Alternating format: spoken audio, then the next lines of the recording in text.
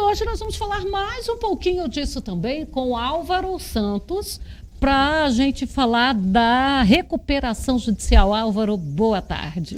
Boa tarde, Fabélia. Boa tarde a todos os amigos do Sucesso no Campo. A satisfação estar aqui hoje. Álvaro, quando a gente fala de todos esses problemas que podem vir a ter, aí tem alguns que falam, não fala não, porque senão o produtor não vai querer pagar a conta. E eu já escutei, eu estou na área, então eu escuto tudo. Aí veio a história que até então não era adotada pelo produtor, que é a recuperação judicial. Vamos lá, em que situação... Bom, gente, eu já falo assim, recuperação judicial não é boa nunca, que para você ter acesso a ela, você tem que estar quebrado. Então, já começa por aí. Fabélia, eu costumo falar que a recuperação judicial seria aí o penúltimo remédio. O último é o produtor que está falido ou que está buscando uma insolvência, que é pior do que uma recuperação judicial. Então ela seria recomendada apenas para aqueles estados, vamos dizer, estado terminal, né, que o produtor ainda tem uma chance de sobrevivência e ele precisa realmente de um fôlego em relação a uma variedade, multiplicidade de credores para que consiga se reerguer, né? Mas o que nós temos visto nos últimos dias, né, tem até uma reportagem baseada aí nas informações do Serasa Experian, é que houve um aumento muito grande de 2022 para 2023 nas recuperações judiciais no agronegócio, cerca de 300%.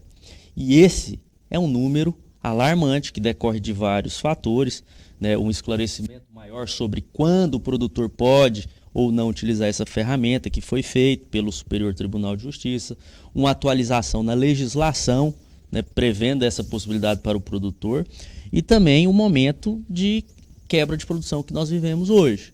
Custos altos, preços baixos, juros altos também e problemas climáticos.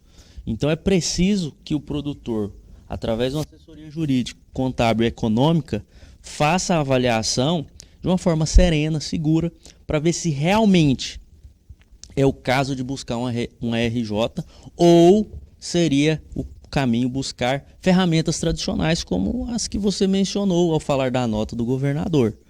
Por exemplo, o alongamento de dívidas via manual de crédito rural, quando é uma dívida dentro do crédito subsidiado, ou uma renegociação com a revenda dentro do crédito privado, do financiamento particular, como uma CPR ou um contrato. Então isso precisa ser bem equacionado, porque existem alternativas que antecedem a recuperação judicial que não podem ser atropeladas sob pena de transformar aquela situação ainda mais difícil e prejudicar todo o segmento.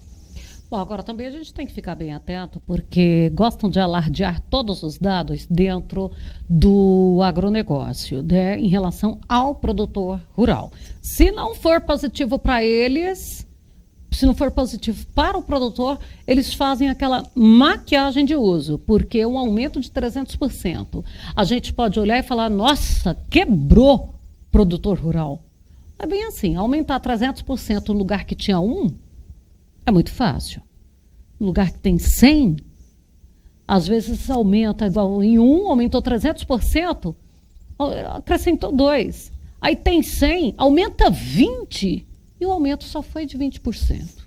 Então, senhores, não se desesperem, porque eles apresentaram um número percentual. E o produtor não tinha o hábito de fazer uso desta ferramenta. Inclusive, essa ferramenta aí foi discutida, foi levada e, de repente, deixou mais maleável. Fabélia, a legislação, ela exigia que o empresário tivesse pelo menos 2 anos de registro na junta comercial. Mas o Código Civil falava, olha, produtor rural, é faculdade você se registrar como empresário na junta comercial ou não. É uma faculdade, é uma escolha. E essa era a discussão que estava a ser definida lá em Brasília, no Superior Tribunal de Justiça. Se definiu que o produtor poderia fazer a inscrição, pedir a RJ e comprovar os 2 anos através de outros documentos. Ele não precisava ter 2 anos de registro. Não é muito muito raso exigir só 2 anos para uma recuperação judicial? É um prazo mínimo, né, que se estabeleceu, foi uma opção legislativa, né, para que aquela atividade, pelo menos em 2 anos, se torne viável, ou não sendo viável, possa acessar a RJ antes de ir para um quadro de falência. Aí é uma questão de política legislativa que foi considerada, inclusive, legislações estrangeiras, né, para se estabelecer esse prazo.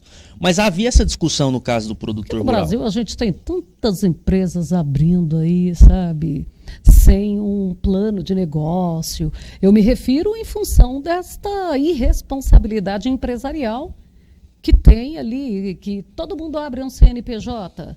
Aí... Essa própria situação da atividade rural, né, o que a gente percebe é que houve um aumento das commodities também ali no período pós-pandemia e muita gente que não era do agro buscou talvez uma oportunidade de trabalhar no segmento sem tanta experiência. E esse é um dos fatores que podem ter gerado aí esse grau de endividamento, além de questões climáticas e sanitárias. Mas esse é o prazo estabelecido na legislação. O STJ falou que o produtor poderia provar através de outros documentos. Depois a legislação foi alterada para dizer expressamente. Então entra naquela afirmação que você trouxe dos 300%. Não era comum que o produtor fizesse uso. Mas diante dessa jurisprudência e da nova legislação, isso ficou mais claro para que os profissionais que atuam na área possam ofertar esse tipo de solução. Agora, o problema é quando essa solução ela é ofertada de forma irresponsável, mas é porque desenfreada. Ela pode trazer problemas, né? Exato, Fábio. Esse é um ponto que nós estamos chamando a atenção já há vários dias. A recuperação judicial, ela envolve para o endividado altos custos. Você tem honorários advocatícios, você tem honorários do administrador judicial que o juiz nomeia, você pode ter custos com perícia, com outros profissionais como agrônomos, gestores em finanças, etc. E você, numa situação de endividamento, pode ter um endividamento até aumentado, se a sua atividade não suprir aqueles credores dentro do plano de reestruturação que for apresentado e aprovado em assembleia. Esse é um ponto. O segundo ponto é que há um efeito macroeconômico, Fabélia, nessa situação, porque os credores passam a quantificar esses pedidos na hora de ofertar crédito, na hora de firmar operações. Então isso pode sim trazer um encarecimento do crédito para outros produtores que não fizeram uso daquela ferramenta, como também uma burocracia maior. Então, somente aquele produtor em estado muito grave e que ainda haja uma possibilidade de reerguimento é que poderia e deveria fazer uso dessa ferramenta. A gente vê que em situações de poder público fazer o pedido, ali um município fazer um pedido e tal, ele fica proibido de contratar mais, de fazer uma série de coisas. Dentro do segmento privado, da mesma forma, ele fica também restrito a algumas situações, como, por exemplo, fazer novos investimentos antes de quitar a dívida que ele já tem. É importante que o produtor, ao pensar numa situação dessas, ele procure um corpo jurídico bem intencionado, um corpo jurídico com bastante credibilidade, porque, senhores, como em todas as áreas, você tem o bom e o mau profissional, isso é natural. Então, às vezes, vai ter alguém te incentivando a fazer. E é bom tomar cuidado, não é? Sem sombra de dúvidas, Fabélia. Esse é um debate que nós temos dentro da OAB hoje, sobre profissionais que estão incentivando, fomentando o uso de forma muitas vezes inadvertida. Pelo Código de Ética, que é uma lei federal, inclusive, o advogado é proibido de incentivar a judicialização sobre determinado aspecto. E aqui passa a ser um problema não só da advocacia, como do setor e talvez desse produtor endividado, que acaba piorando a sua situação por conta dessas restrições que você mencionou. Então é preciso ter muita cautela. Existem ferramentas tradicionais, como nós falamos, o alongamento de dívidas de cédula de crédito rural, via manual do crédito rural do Banco Central, quando você comprova a sua baixa produtividade, a dificuldade de comercialização, ou a renegociação com as revendas, quando é uma CPR, você pode notificar essas revendas, essas empresas, você pode levar elas para o centro de conciliação, que cada comarca tem o seu, e se você sofrer um processo de cobrança, há a possibilidade de você se defender de juros abusivos, de capitalização, etc. E só em último caso, dentro de uma análise muito minuciosa, é que poderia ser recomendado a recuperação judicial. Inclusive, a lei prevê uma recuperação extrajudicial, que é uma ferramenta também recente para algumas situações. Então, o produtor tem que ficar atento àquele que está endividado, ver se realmente é o caso, e aquele que não está endividado, que está estruturado, que talvez passa por uma redução de produtividade, mas tem um caixa, também ficar atento, porque acabam surgindo algumas situações de investimento nesse cenário de recuperação judicial em relação a ativos estressados. Então, talvez são oportunidades. São oportunidades, é uma questão de mercado, né? E nós temos aí assessorado vários produtores que estão passando por dificuldades, mas têm um caixa significativo e estão observando para ver se surgem aí um ativo, pode ser uma fazenda à venda, numa recuperação judicial, pode ser maquinários usados, pode ser uma área de arrendamento com ágio mais baixo. Tudo isso vai se desenhar aí nos próximos meses. Agora, é importante também que ele não faça nada para daqui a pouco ele estar no aperto, né? Porque às vezes ele tem uma gordura extra agora, mas ele não sabe por quanto tempo ele vai precisar usar essa gordura. O cenário, porque hoje a gente tem um cenário X, não sabemos como que vai ser o de daqui a pouco, né? Fabélia, é um jogo de xadrez, né?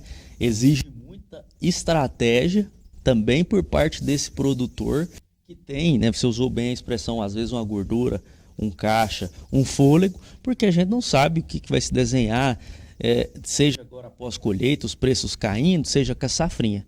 Mas existem perfis que assumem um risco maior, perfis mais conservadores. Então a gente tem trabalhado com esses produtores também para que façamos uma análise de cenários, tanto jurídica quanto econômica, para surgindo oportunidades a gente, né, possa fazer aí bons negócios dentro desse novo cenário. Bom, eu quero agradecer a sua participação conosco, os esclarecimentos e qualquer novidade traga para nós, Álvaro. Fabélia, agradeço mais uma vez, fique sempre à disposição, tanto sucesso no campo quanto dos nossos amigos produtores rurais.